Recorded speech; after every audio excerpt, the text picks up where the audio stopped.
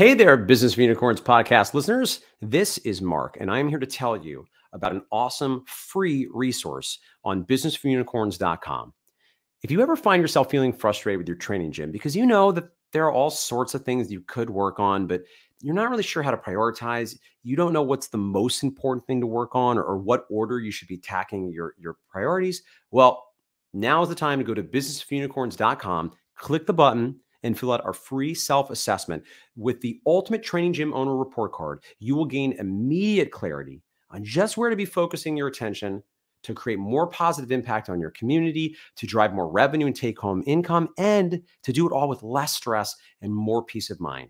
So go to businessforunicorns.com, click the button, fill out that free self-assessment, and start building a business and life you love today.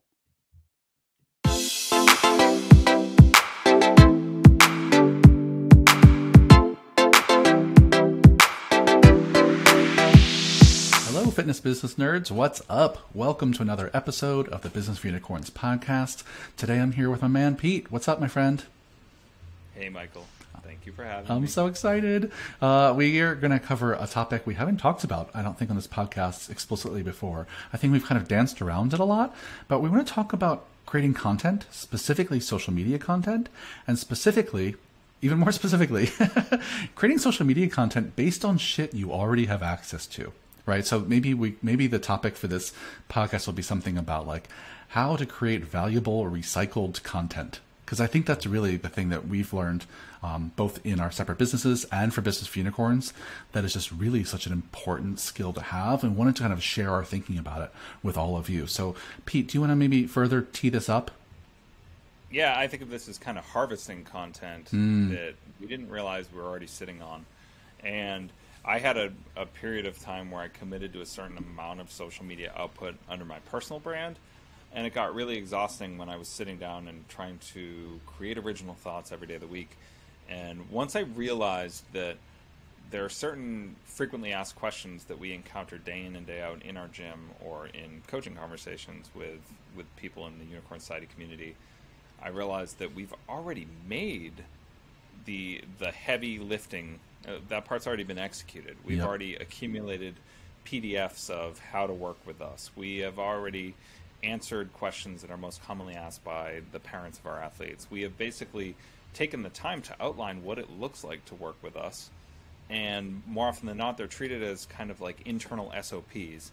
And what I started to realize most recently as I've been digging through your content archives is that I'm sitting on endless future content in PDFs and blog posts you've already written, conversations you've already have, things that you teach because they're second nature to you and you don't even think of them as content. Yeah. And so I guess this is basically a suggestion that people try and take a 30,000-foot view from their own operation and ask themselves, what do we treat as just assumed knowledge internally within our team or within our community, and then realize that it probably brings value to a lot of people who just haven't been exposed to our messaging yet, if that makes sense. Yeah, I think 100%. And, every Unicorn Society member we talk to, and this is true at Cressy and at MFF, is we have a ton of internal documents, ways that we do our work. You said like they're kind of like internal SOPs, which is true. We have, and some of them are more external facing things. Like at MFF, we have like a ninja handbook,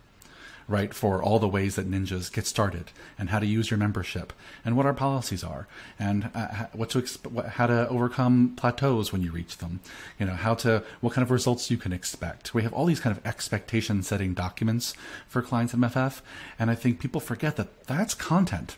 And that you can use all that information on social media to get people to know, like, and trust you by just sharing the knowledge you already have. I think because all too often, when at least in conversations I have with folks, when they think about setting aside time to make content for social media, they think about starting with a blank slate. They think about opening up a blank document or just, excuse me, or starting from scratch. And that feels so overwhelming. It's so daunting to think about having to sit down every day and paint the Mona Lisa. But it's like, no. Sit down with like a bunch of material you already have and just cut it and paste it and, and collage it together in a new way, right? And I think just I think like that recycling process, I think is so much more approachable than thinking about starting with a blank piece of paper every time you go to create an Instagram post. It's like, yeah, go get inspired by the stuff you already know that's in your wheelhouse. Like, that's such a more accessible place to start.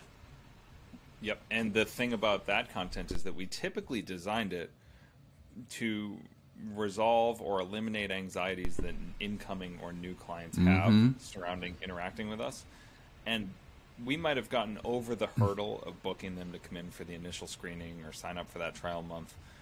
But the things that they were worried about, or the hesitance they have, or the vagueness surrounded with working with you, it's just as kind of daunting to the people who have not yet jumped that hurdle as it is to the people who you're trying to smooth the transition from day one to month one. And so it's probably going to speak to the lurkers who haven't necessarily taken the step to click that call to action on your website or at the end of one of your social posts. And there's nothing wrong with helping them see that the things they have anxiety about aren't that concerning or overwhelming. Here's exactly how we attack it. If you were a client, this is what it would look like, is no different than, now that you are a client, here's what I want you to think about. And so if anything, it might make the onboarding process even that much easier once you do convert those leads into business further down the road. But if you're listening to this right now and you've been running an operation with any sort of SOPs, you're sitting on a lot of content that you didn't even realize was ready to just be exploited. Yeah, 100%. I mean, I'll even add on to that is that not only do you already have the content in the form of frequently asked questions documents, SOPs, but you also, every single day, and if you have a team, your team is getting asked questions by your clients. And every single question you get asked is fodder for content. Right? In and of itself, it is the content that your avatar wants if you're getting asked those questions. And often, if you've been doing this for any number of years, you know off the top of your head the top 10, the top 20, the top 100 questions that you and your team get from clients on a regular basis. And at some point, you've probably turned them into some frequently asked questions on your website. So not only do you have the stuff written down in some cases, but you can easily recall, and I can tell you right now, the top 10 things ninjas ask at MFF in their first few weeks. Simple things like, what should I wear to my first workout? What should I eat before or after a workout? What trainers should I work with? Which classes should I take? I can tell you the things that they're curious about in the first few weeks. And those common questions are all perfect examples of content we put out in the world, and not just share the answer, but share why it's the case. So this is what most people should eat before a workout and why. This is what you should wear and why, right? And those are valuable pieces of content, and I don't need to dig that deep for them. They're right there in front of us every single day. Yeah, I mean, if you were to go into our Gmail account, we run Gmail for our kind of entire operation, the Google Drive. But if you said to me, Pete, create 10 pieces of content for Cressy Sports Performance that will be promotional in nature, in the sense that they're going to communicate to people some of the basics of our services, I'd go to my Gmail, I'd click on the templates, and I'd look at all the canned responses we have, and I'd say, oh, I could do a post on what a short-term consult looks like. Oh, I could do a post on what an internship at CSP looks like. Oh, I could do a post on our thoughts on supplements and the material that we send off to parents who say, I'm terrified of creatine. Can you explain it to me? It's all there. It's all mapped. I can literally just cut and paste the template onto my Canva and say, all right, how do I chop this up into a template for a carousel post on Instagram? Or how can I streamline Michael's most recent blog post and turn it into a Twitter thread that'll play well on both platforms? The work is done. It's about downsizing some existing content, or it's about repositioning something that has played well in the past. But I think one of the best lessons for me has been that my material has been getting put out there since 2015, and I put out some stuff that I was super proud of, and really, I think it stands the test of time in 2015, 2016, but nobody was listening back then. And just because I hit the publish button back then doesn't mean that it's expired. And sometimes you need to bring that stuff back up to the surface and realize that I mean, if we're talking about the difference between my best blog post might have been written in the first 6 months I was doing this. I'd have to pull the metrics, but what I believe to be my best material, there might be upwards of 85 to 90% of my audience that don't even know it exists. Yeah. And we're just sitting on opportunity that should not be buried. It's evergreen content. Yeah, 100%. I think you're so right. We get this kind of curse of knowledge that because it's so clear to us that this is the way we think about things. It's so clear to us this is the way we answer this question. It's so clear to us this is the way we do things around here that we forget to keep articulating that information to people who don't know us yet or just getting to know us. And so I think you're right. It's all right there in our backyard. I will say this, just zooming out a little bit. I think the one thing that this whole conversation so far kind of assumes, and I want to make this explicit, is I think for both of us, it assumes that we've been clear about who our avatar is this whole time. Right? That the content you've been making since 2015 is still relevant to the person you're talking to today, that who you were talking to then is still the person you're talking to now, and that was as clear as possible, and it's the same. And I think that's the thing I see that some Unicorn Society members struggle with, is that in the past, they haven't been clear about their avatar. So they have content that speaks to all kinds of different issues and challenges and different types of people. And in that case, I will say that you might want to do a little bit of sifting, filtering, funneling of that information to really get clear on the specific kind of person you want to serve these days, the kind of challenges that person has, so you can create and recycle content that is still relevant to that person. And I want to make it clear, because I think this is also a misconception about a client avatar. Just because you have a client avatar doesn't mean you can't be inclusive. Doesn't mean you can't welcome every kind of shape, size, age, kind of person into your facility. The client avatar is really just an exercise to make sure that your voice and your focus of all your marketing efforts are on the core kinds of challenges that your ideal clients have the most. Right? And so I think, that's maybe one caveat to all this, is that if that has been unclear in the past, or in the past you served a different kind of audience, you may want to kind of refilter and refocus your material for who you're serving today. But once you do that, there's so much material at your fingertips that will require you to never have to start with a blank piece of paper. So, Michael, let me ask you this. If you are somebody in the audience who says, look, this is all kind of institutional knowledge that is stuck in my head, but my business is young enough that I haven't done a good job of documenting my SOPs, and I haven't created the material that I'm currently just firing off in like spur of the moment responses. Where do you suggest people start in identifying a path forward? Yeah, great question. And as you know, Pete, this is a question we get asked almost every day. Right? Because it's so true. A lot of people have been shooting by the hip, running their business based on kind of instinct and adrenaline and a little bit of tears, right? And so I think the first step for me, the things I would start to write down and document about my business first, are the things that I care about being consistent the most. So the parts of the business where you care that it is the same each time, those are the systems and SOPs you want to start documenting first. So for example, for most of us, one of the things that's probably going to be at the top of the list, if not the top of the list, is what the client experience is. And for you, there might, for some of you, it might matter first, like what the actual delivery of the training is. That might be the thing you care about being the most consistent first. And then I start writing down, okay, well, how do we consistently deliver the same quality and experience of training every single time? And you might have a ton of ways you've been doing that, maybe for years, but just haven't written it down yet. I would just start by jotting down your ideas. That's it. But I would start in priority order of the things that I want to be most consistent. Does that make sense? Yeah, absolutely. Would you have a different answer to that? Like the exercise. Well, I was going to build off of that. Yeah. It would be a fascinating exercise just to take the perspective of if you're a single location operator. Yep. And you were asked, hey, you're going to open a second facility in another state, and you want the user experience to be unified from one to the next. If a client could theoretically bounce between the two, yep, what are the parts that need to feel identical? Yeah. Because we've had that conversation repeatedly between our Massachusetts and Florida facility. Mm-hmm. Can we send a client who trained today to our Florida space tomorrow? Yep. And have them walk in with their program and feel like is the gym laid out in a similar manner? Are the staff members greeting you in a similar way? Is it intuitive how you move through the space?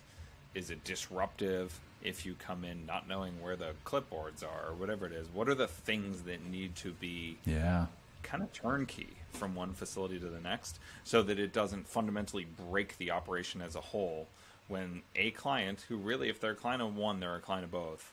If they walk through the doors, where's the potential friction? Yeah. And once that was resolved, it was pretty easy for us to say to a client, yeah, the only friction here is me and Anna Cressy communicating on where your balance stands, so that if we're going to kick some kind of forward training balance toward the other space, we can communicate quickly and clearly so you can treat it as like interchangeable properties. It doesn't happen that often, but when it does, it was creating headaches early on. Yeah. Because we weren't unified on that stuff. So yeah, I think that's exactly what you're saying. I think it's a great mental model for people. Like, if you're going to franchise tomorrow, and you're going to have 20 locations, what are the things you would care about being consistent first? And start with those. Because you're right, when MFF had 2 locations before COVID, we had clients work out at both places, and they were doing the same programming in each class. The same program designers were working in both semi-privates. The same front desk was managed by the same person. So there was a lot of consistency we had to build between the two. And I think we'll get back to that place of having multiple locations again. And it starts with, ideally, I think for most people, it'll start with the client experience stuff. But from there, you might want to move into the team experience, how you hire, how you onboard, how you train your team. And from there, there's probably facilities and operations things that have to be consistent. And then from there, there's probably some back-end financial things that need to be consistent. At some point in that list, you probably want to have marketing and sales processes that are consistent, right? So there's multiple areas of the business where you're going to want to have some SOPs that really keep things on track. But you don't want to get overwhelmed by that giant list at first. I see that happen so often. Even the free report card tool we have on our website that anyone can go and download right now is a tool to help people prioritize what are the areas of the business where you need to build systems. And we lay out 6 different areas of the business. And for each 6 areas, there's 5 different systems we think you should have in there. So even if, listeners right now, if you haven't done that yet, go to our website, download the tool. This wasn't meant to be a commercial for that tool, but it is. And I think it's a great kind of self-reflection tool to say, okay, what areas of the business do we feel like we already have some SOPs for, and where should we invest next? Because I think that, all of that, again, it becomes, to our larger point here, is an SOP for how you run the business. And it's also possibly some fodder for some content, right? Yep. Not all of those SOPs probably translate to like an external communication, like an Instagram post, but at least all the client-facing ones do. And many of the team ones do, for how your team operates. I don't know that your clients are interested in seeing on Instagram your SOP for like managing your cash flow or running your P&L, but I don't know. Maybe some clients are into that.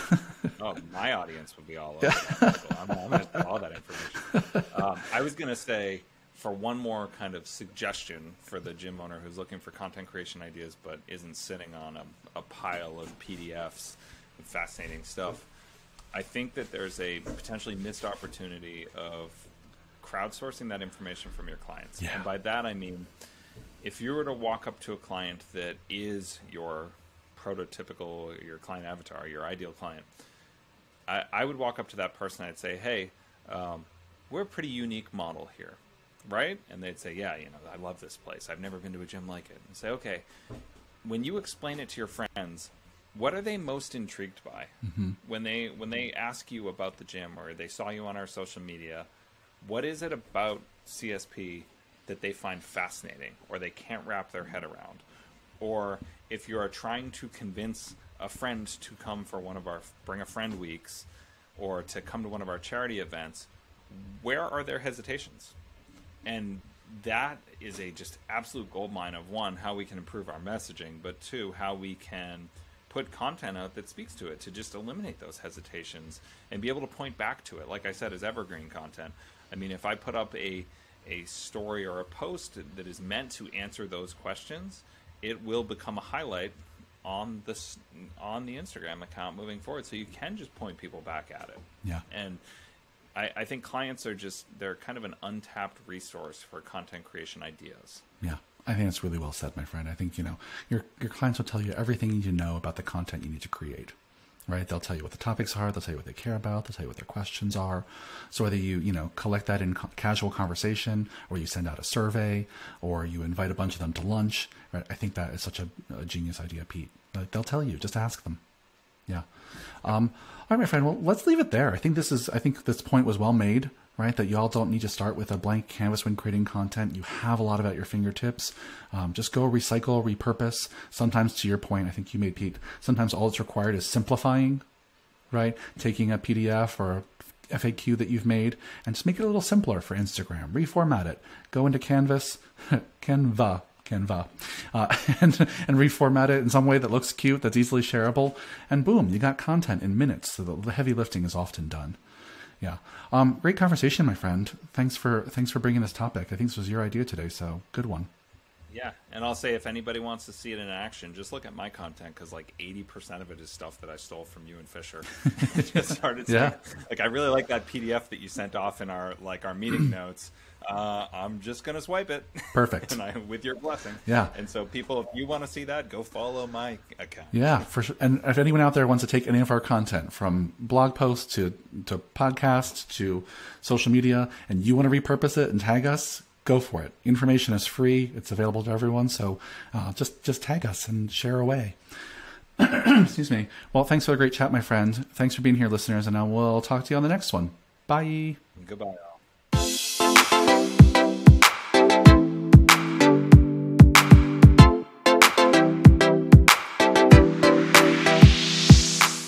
Well, I hope you loved today's podcast, and forgive me, I want to remind you one more time, if you haven't already done so, head over to businessofunicorns.com, click the button, and get your free self-assessment, the ultimate training gym owner report card. I promise you're going to want to dig into this resource and get the support you need, finding crystal clarity on exactly where you need to be focusing to create a life and a business you love.